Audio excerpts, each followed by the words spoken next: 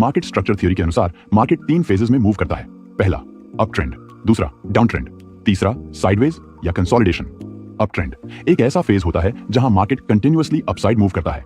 इस दौरान हमें सिर्फ बाइंग साइड का ट्रेड प्लान करना होता है। डाउन ट्रेंड एक ऐसा फेज होता है जहां price continuously down side move करता है।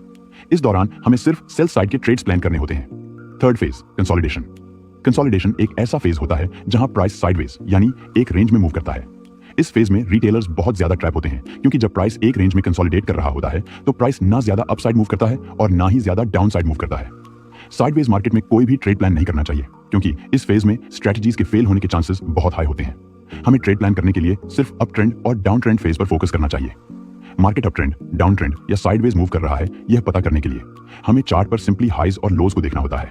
जब मार्केट अप ट्रेंड में मूव करता है तो प्राइस हायर हाइज और हायर लोज फॉर्म करता है। जब प्राइस नए हाई और लो अपने पिछले हाई और लो के ऊपर फॉर्म करता है तो हमें कंफर्म हो जाता है कि मार्केट अप ट्रेंड में मूव कर रहा है। ये बीच का जो पॉइंट होता है उसे हम ब्रेक ऑफ स्ट्रक्चर कहते हैं। जब इसका ब्रेकआउट हो जाता है तो यह प्राइस को और हायर हाई फॉर्म करने के लिए पुश करता है। जब मार्केट डाउन ट्रेंड में मूव करता है तो प्राइस लोअर हाइज और लोअर लोज फॉर्म करता है। जब प्राइस नए लो और हाई अपने पिछले लो और हाई के नीचे फॉर्म करता है तो हमें कंफर्म हो जाता है कि मार्केट डाउन ट्रेंड में मूव कर रहा है। ये बीच का जो पॉइंट होता है उसे हम ब्रेक ऑफ स्ट्रक्चर कहते हैं। जब इसका ब्रेकआउट हो जाता है तो यह प्राइस को लोअर लो फॉर्म करने के लिए पुश करता है। साइडवेज रेंज बाउंड मार्केट में प्राइस स्पेसिफिक सपोर्ट और रेजिस्टेंस लेवल्स के बीच मूव करता है। इस दौरान प्राइस न तो हायर हाइज और हायर लोज बनाता है और न ही लोअर हाइज और लोअर लोज। साइडवेज मार्केट में प्राइस अपने प्रीवियस हाई और लो के अंदर ही फॉर्म होता है, जो यह बताता है कि मार्केट में ट्रेंड की क्लैरिटी नहीं है। इस फेज में कोई ब्रेक ऑफ स्ट्रक्चर नहीं होता, क्योंकि प्राइस अपनी डिफाइंड रेंज में ही रह रहा होता है। साइडवेज मार्केट में ट्रेड प्लान नहीं करना चाहिए, क्योंकि इस फेज में स्ट्रेटजीज के फेल होने के चांसेस ज्यादा होते हैं। जब तक प्राइस सपोर्ट या रेजिस्टेंस लेवल तोड़कर रेंज से बाहर नहीं निकलता, मार्केट साइडवेज ही रहता है। साइडवेज मार्केट का ब्रेकआउट, जब साइडवेज मार्केट से ब्रेकआउट होता है तो मार्केट नया ट्रेंड अप ट्रेंड या डाउन ट्रेंड का फॉर्मेशन स्टार्ट करता है। अप ट्रेंड में प्राइस दो तरह से मूव करता है, इंपल्सिव मूव और करेक्टिव मूव। इंपल्सिव मूव वह होता है जब प्राइस एग्रेसिवली ऊपर की तरफ जाता है और नए हायर हाइज बनाता है। यह ट्रेंड का स्ट्रॉन्ग फेज होता है जहां बायर्स डोमिनेट करते हैं। करेक्टिव मूव उसके बाद आता है, जिसमें प्राइस टेम्पोरेरीली नीचे की तरफ पुल बैक करता है और हायर लोज बनाता है, लेकिन ओवरऑल ट्रेंड इंटैक्ट रहता है। इंपल्सिव मूव ट्रेंड कंटिन्यूएशन को दिखाता है, जबकि करेक्टिव मूव नए बायर्स को एंट्री का मौका देता है। अब ट्रेंड में जब इंपल्सिव मूव के बाद प्राइस एक करेक्टिव मूव देता है और दोबारा से रिटर्न न होकर अपने पिछले हायर लो पॉइंट को ब्रेक कर देता है, तो अब ट्रेंड के इस करेक्टिव मूव को हम डाउन ट्रेंड का इंपल्सिव मूव कहते हैं, क्योंकि प्राइस यहां पर चेंज ऑफ कैरेक्टर फॉर्म कर चुका होता है।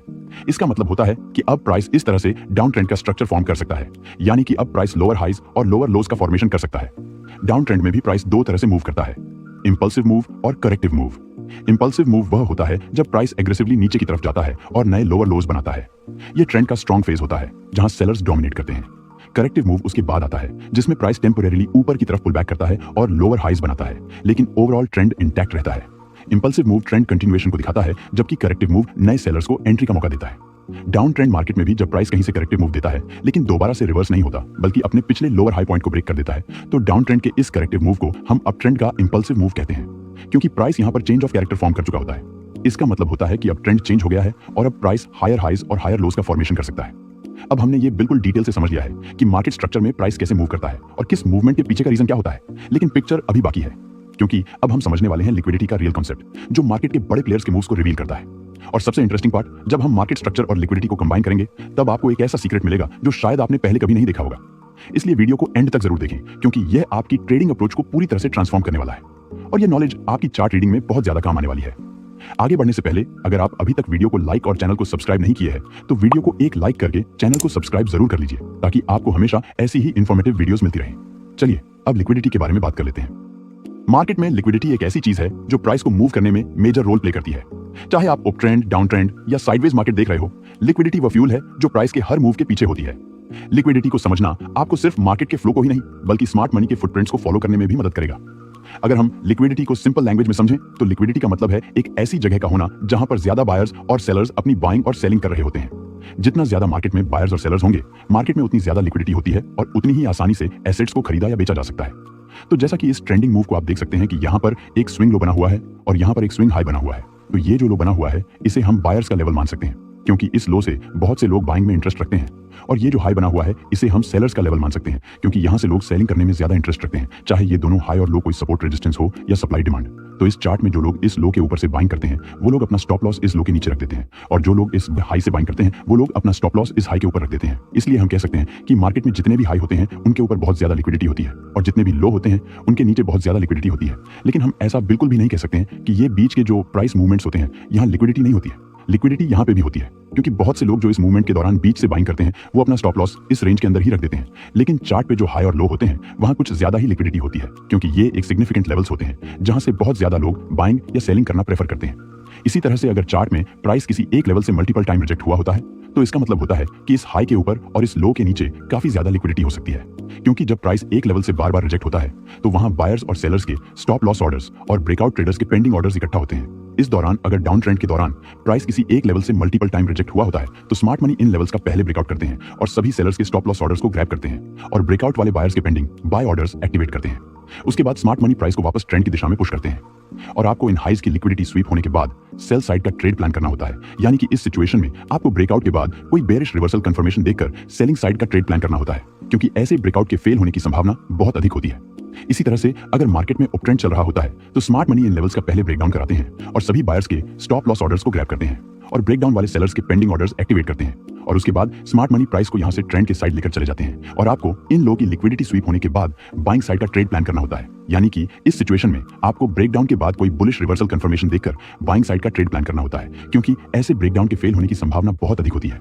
तो हमने अब लिक्विडिटी को भी अच्छे से समझा लिया है। अब चलिए मार्केट स्ट्रक्चर और लिक्विडिटी को कॉम्बाइन करके एक पावरफुल सीक्रेट को समझते हैं।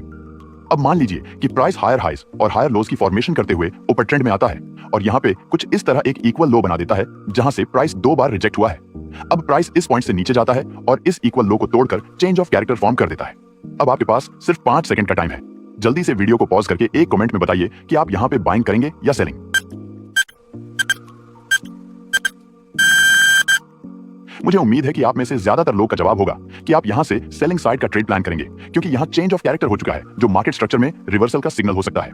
लेकिन यहां पे अगर आप सेलिंग साइड का ट्रेड प्लान कर रहे हैं तो ये एक गलत डिसीजन है, क्योंकि मैंने वीडियो की शुरुआत में ही आपको बताया था कि अगर प्राइस किसी एक लेवल से मल्टीपल टाइम रिजेक्ट होता है तो उसके नीचे बहुत ज्यादा लिक्विडिटी होती है और वहां पे लिक्विडिटी स्वीप होने की हाई प्रोबेबिलिटी होती है। तो ये जो इक्वल लो बने हुए हैं इसके नीचे भी बहुत ज्यादा लिक्विडिटी है और प्राइस इस इक्वल लो को सिर्फ बायर्स स्टॉप लॉस को ग्रैब करने के लिए यह ब्रेकडाउन किया है। इसलिए हम इसे एक वैलिड चेंज ऑफ कैरेक्टर नहीं कहेंगे। यह चेंज ऑफ कैरेक्टर सिर्फ इक्वल लोस के नीचे की लिक्विडिटी को स्वीप करने के लिए बना है, जिसे हम रिवर्सल के तौर पर ट्रेड नहीं कर सकते हैं। इस सिचुएशन में हमें यहाँ पे कोई डिमांड जोन देखकर बाय साइड का ट्रेड प्लान करना होता है। मतलब हमें देखना होता है कि प्राइस अपने डिमांड जोन तक पहुंचता है और वहां बुलिश रिवर्सल की कोई कंफर्मेशन मिलती है तो हम यहाँ से बाय साइड का ट्रेड प्लान कर सकते हैं, क्योंकि ऐसे में प्राइस के इस डिमांड जोन से रिजेक्ट होने की प्रोबेबिलिटी बहुत हाई होती है।